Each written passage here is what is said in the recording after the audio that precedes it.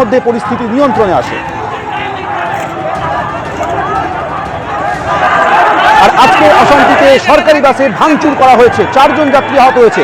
গতকাল থেকে এখনো পর্যন্ত সকাল পর্যন্ত যে তাণ্ডব চলেছে সেই ঘটনায় 30 জনকে গ্রেপ্তার করা হয়েছে।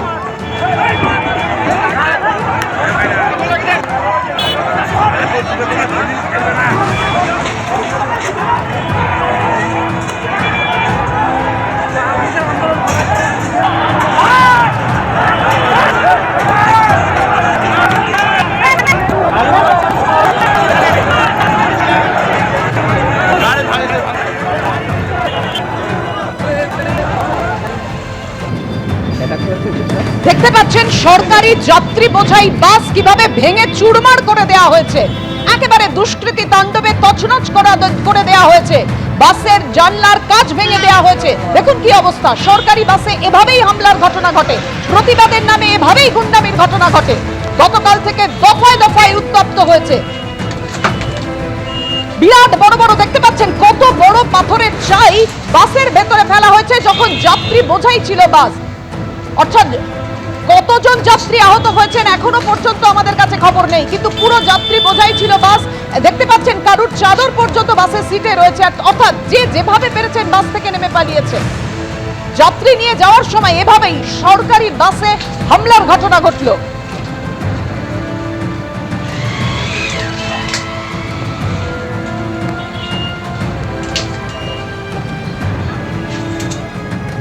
বেলডাঙ্গায় অশান্তি, নাম না করে হুমায়ুন কবিরকে নিশানা করেছেন অভিষেক বন্দ্যোপাধ্যায়। একেবারে হুমায়ুন কবিরকে আক্রমণ শানিয়েছেন তিনি। বেলডাঙ্গায় অশান্তিতে ইন্ধন বিজেপির, অশান্তিতে মদত দিচ্ছে এক গদ্দারও, নাম না করে এভাবেই হুমায়ুন কবিরকে নিশানা অভিষেক বন্দ্যোপাধ্যায়।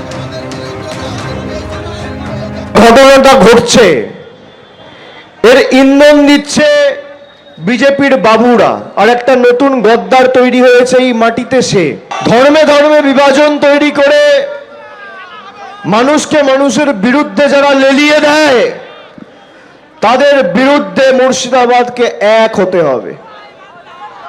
মুর্শিদাবাদে কোন রকম ভাবে কোন বুথে যদি কেউ বিজেপির বিভাজনের রাজনীতির বিষ বপন করে বিভাজন তৈরি করতে পারে তাহলে মুর্শিদাবাদ দুর্বল হবে আর বিজেপি শক্তিশালী হবে। গতকাল বেলডাঙ্গায় যা হয়েছে, কারোর কোনো প্ররোচনায় কেউ পা দেবে না। কালকেও একটা সংবাদ মাধ্যমের এক প্রতিনিধির উপর আক্রমণ হয়েছে, আজকেও হয়েছে। আমি দলীয়ভাবে প্রশাসনের কাছে অনুরোধ করব, এর বিরুদ্ধে যারা দায়ী তার বিরুদ্ধে আপনারা ব্যবস্থা নেবেন। এই ঘটনাকে তৃণমূল কংগ্রেসের কেউ সমর্থন করে না, কিন্তু আমাদের সংযত থাকতে হবে। কেউ একটা উস্কে দিল, তার কথা শুনে যদি আইন নিজের হাতে তুলে নি তাহলে আখেরে লাভ কিন্তু বিজেপির। আজকে যারা বাবরি মসজিদ নিয়ে রাজনীতি করছে 2019 সালে সেই বিজেপির প্রার্থী ছিল, হ্যাঁ কি না? হ্যাঁ কি না? বিজেপির সাথে কার যোগাযোগ? কার যোগাযোগ? বেলডাঙ্গায় অশান্তি নিয়ে বিজেপির সঙ্গে নাম না করে হুমায়ুন কবিরকে নিশানা করলেন অভিষেক বন্দ্যোপাধ্যায়। তিনি অভিযোগ করছেন বেলডাঙ্গায় অশান্তিতে ইন্ধন রয়েছে বিজেপির, অশান্তিতে মদত দিচ্ছে এক গদ্দারও। নাম না করে হুমায়ুন কবিরকে নিশানা করেছেন অভিষেক বন্দ্যোপাধ্যায়। সেই সঙ্গে তিনি বলছেন ধর্মে ধর্মে বিভাজনকারীদের বিরুদ্ধে সবাইকে এক হতে হবে, বিজেপির বিভাজনের রাজনীতি রুখতে হবে। বেলডাঙ্গায় গতকাল এবং আজ আক্রান্ত হয়েছে সংবাদ মাধ্যম, প্রশাসনকে আইনত পদক্ষেপ করতে বলেছি। সেই সঙ্গে হুমায়ুন কবিরের নাম না করে উদ্দেশ্য করে তিনি বলছেন আজ যিনি বাবরি মসজিদ নিয়ে রাজনীতি করছেন তিনি আগে বিজেপির প্রার্থী ছিলেন। অর্থাৎ বিজেপির পাশাপাশি হুমায়ুন কবিরকেও নিশানা করেছেন অভিষেক বন্দ্যোপাধ্যায় নাম না করে।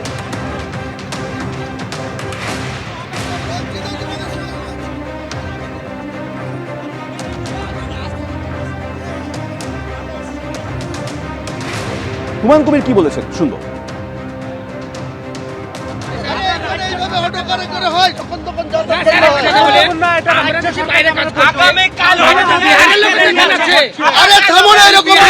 সমাধান হবে কেন তুমি এরকম করবা? কাল একটা সারাদিন হয়েছে, আবার আজকে তোমরা উচ্ছৃঙ্খলতা করছো, তার মানে মারছি তার সমাধান আছে। কে উস্কালে ভাই সোজা কথা শোনো, এখনই অবরোধ তুলতে হবে, আর তা নাহলে কিন্তু তোমাদের খারাপ হবে আমি বলছি। কারণ তোমাদের সঙ্গে আমি আছি, সবসময় থাকবো, কিন্তু হটকারি করবে না। এবিপি আনন্দ, এগিয়ে থাকে, এগিয়ে রাখে।